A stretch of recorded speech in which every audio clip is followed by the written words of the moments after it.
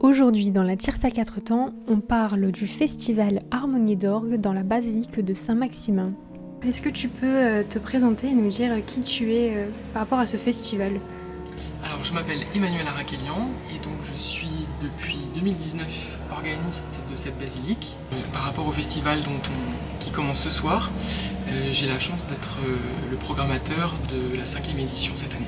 Comment on choisit des organistes pour venir sur ce festival ? Est-ce qu'il y a des gens qui sont en demande pour venir ? Alors oui, c'est un instrument qui attire évidemment beaucoup d'organistes et beaucoup de musiciens. L'idée, c'est chaque année en fait d'essayer de construire quelque chose autour d'un thème ou d'un fil conducteur. Donc par exemple cette année, c'était plutôt certains hommages à des personnalités qui ont contribué à faire connaître cet instrument. C'est le cas du premier concert de ce soir. On va faire un hommage à André Isoire, qui était un très grand organiste du XXe siècle et qui a été un très grand professeur d'orgue, qui a enregistré des disques ici. Et 2 de ses élèves vont en fait faire un concert d'orgue ce soir pour lui rendre hommage.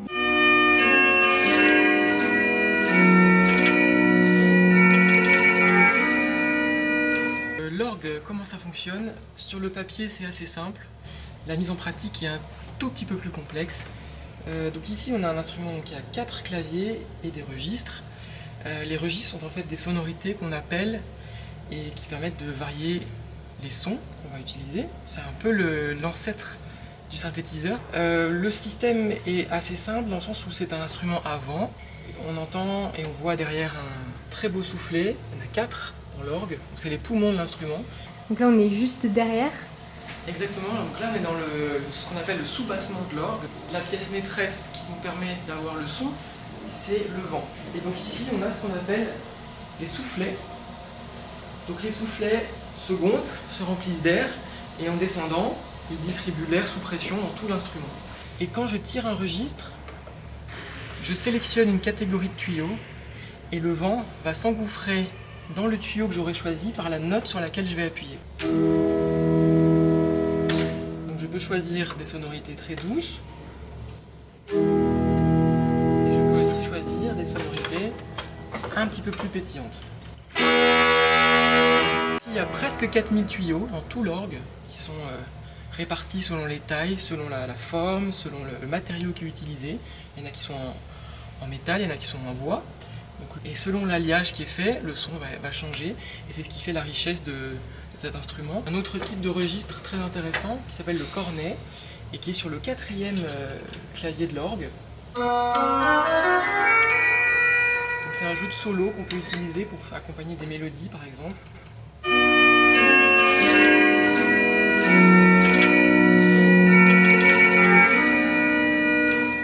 Varier toutes les mélodies, toutes les sonorités, toutes les ambiances et donc c'est ça qui fait que cet instrument est absolument fascinant. Et donc on voit ici devant moi ce qu'on appelle des vergettes. Et donc les vergettes sont reliées directement à la touche et ensuite vont directement en haut dans l'orgue tirer les soupapes dont je vous parlais tout à l'heure. Donc quand je fais ça, vous voyez que c'est ça qui s'agite et qui vient tirer la note. Donc c'est tout un système mécanique qui est extrêmement bien fait et qui depuis 300 ans n'a pas bougé. Une anecdote particulière avec l'orgue ? Alors avec cet instrument, il y a effectivement beaucoup d'anecdotes. L'une des plus fameuses qu'on raconte, c'est que la basilique, pendant la Révolution française, est devenue un entrepôt. Cet instrument qui était ici a séduit notamment les soldats par la présence nombreuse de métal.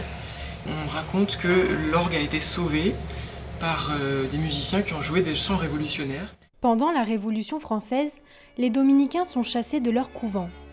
Lucien Bonaparte, frère cadet de Napoléon et président du club des Jacobins, transforme alors le couvent royal et la basilique de Saint-Maximin en dépôt de vivres.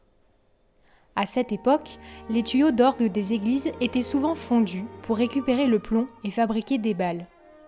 Lorsque le général de la Révolution et de l'Empire, Paul Barras, vient à Saint-Maximin pour faire l'inventaire et saisir les biens de la basilique, Lucien a une idée plutôt audacieuse. Il semblerait qu'un frère aurait joué la Marseillaise sur l'orgue, sur des sonorités comme celle-ci qui peuvent s'apparenter à ça, et ça a donné un peu ça.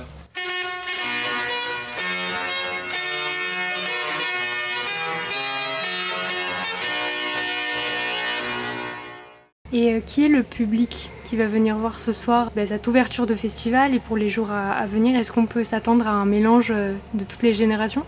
Il y a de plus en plus de jeunes qui se passionnent pour l'instrument.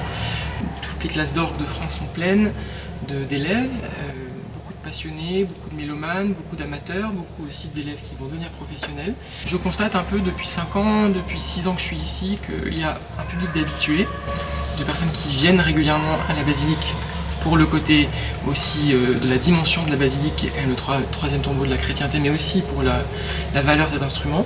Et puis il y a aussi de plus en plus de personnes que je rencontre qui viennent pour la première fois, qui découvrent l'instrument et qui sont absolument fascinés par l'orgue.